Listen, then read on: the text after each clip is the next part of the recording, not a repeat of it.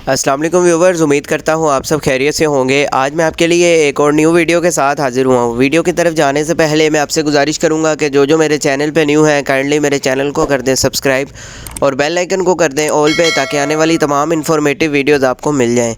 आज हम जिस बारे में बात करेंगे वो है राइजिक इंस्टा साशे, जिसको बनाता है गेट्स फार्मा। अगर हम इसकी कंपोजिशन की बात करें तो इसके अंदर मौजूद है ओमेप्राजोल प्लस सोडियम बाइकार्बोनेट।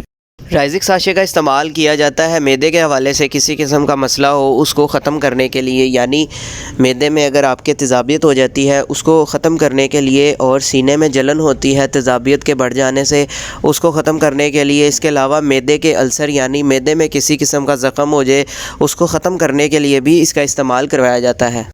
इसके अलावा इसका इस्तेमाल करवाया जाता है GERD की बीमारी में, GERD यानी गैस्ट्रो इसोफेगल रिफ्लक्स डिज़ीज़। ये एक ऐसी बीमारी है जिसमें आपके मैदे में तेज़ाब जो है उसकी मिकदार बढ़ जाती है।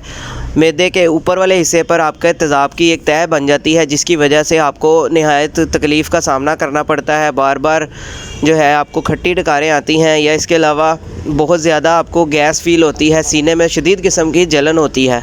अगर हम इसके इस्तेमाल की बात करें तो इसका इस्तेमाल दिन में एक मरतबा ज़्यादा करवाया जाता है। अगर किसी को ज़्यादा मसला है तो कंडीशन के हिसाब से उसको ज़्यादा इसका इस्तेमाल करवाया जाता है। अगर आप इसका इस्तेमाल करना भी चाहते हैं तो आप अपने डॉक्टर के मशवरे के साथ इस्तेमाल करें, ताकि बाद में आपको किसी भी किस्म का साइड इफ़ेक्ट देखने को ना मिले। तो मैं उम्मीद करता हूँ कि ये आपको मेरी वीडियो पसंद आई होगी। वीडियो अगर पसंद आई हो तो वीडियो को लाइक लाजमी करें, शेयर करें और चैनल को सब्सक्राइब लाजमी करें, ताकि आने वाली तमाम इन्फॉर्मेटिव वीडियोज़ आपको मिलती रहें। अल्लाह हाफिज़।